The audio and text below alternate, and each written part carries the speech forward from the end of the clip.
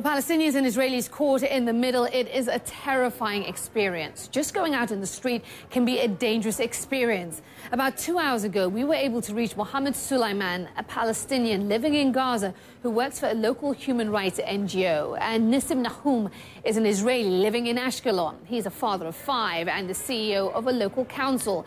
If you could drive directly between where the two live, it would only take you about 15 minutes. And while they share some common fears, they disagree on who's to blame for the current situation. I started by asking Mohammed to describe the situation where he is in Gaza. The situation is actually very dangerous out in the streets.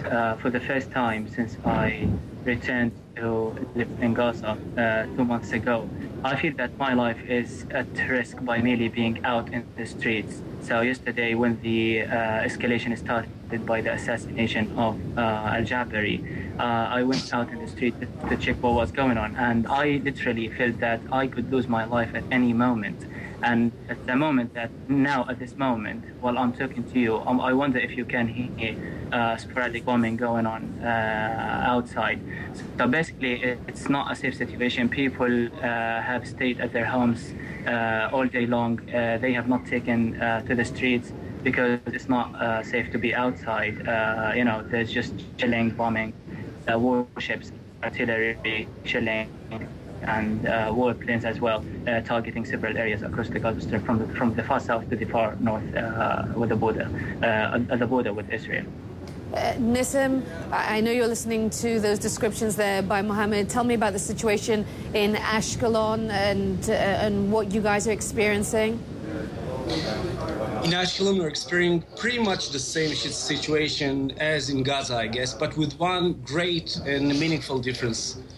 In Ashkelon, we know that the missiles from the Gaza Strip are intended to hurt as many civilians as possible. My friend from Gaza said that he's feared for his life. Well, I must tell you, I fear for my life. I fear for the life of my 5 little kids. I fear for the life of my wife, who stayed with those little kids at home. The older one is 10 years old. The youngest one is 1 year old.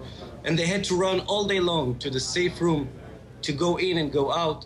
I fear for the life of my parents, who are 80 years old, who have no shelter and no safe room in their home, and their neighborhood is bombed and targeted by the Palestinian extremists. Mohammed, when you hear Nissim say that, when you hear him describe the situation where he is, what goes through your mind? Sorry. Well, that is one thing. Sorry, carry on with your question. I'm not going to say anything. You can hear all things. Yeah, you can hear everything. Yeah, you can hear everything. I'm not going to comment on anything that is going on outside.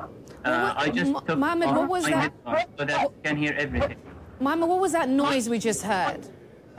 Sorry? What was that noise we just heard? Was that coming from outside? These are Israeli warplanes bombing the Gaza Strip. Look, listen, let's just carry on our conversation. We need to have a decent place. Yeah. You can hear all that by yourself. I'm not going to comment on it. I'm not going even to allow these bombs to interrupt me from having this debate with you and your guests. So basically, let's agree on one thing. Let's get this game of who is the victim and who is the victimizer out of the way, so we can talk about more substantial issues.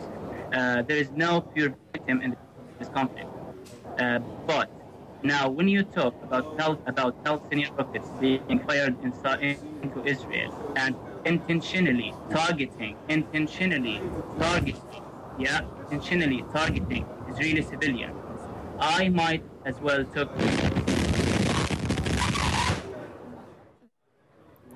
We're back live now. You heard that last boom that interrupted our conversation there. We want you to know that Mohammed is okay.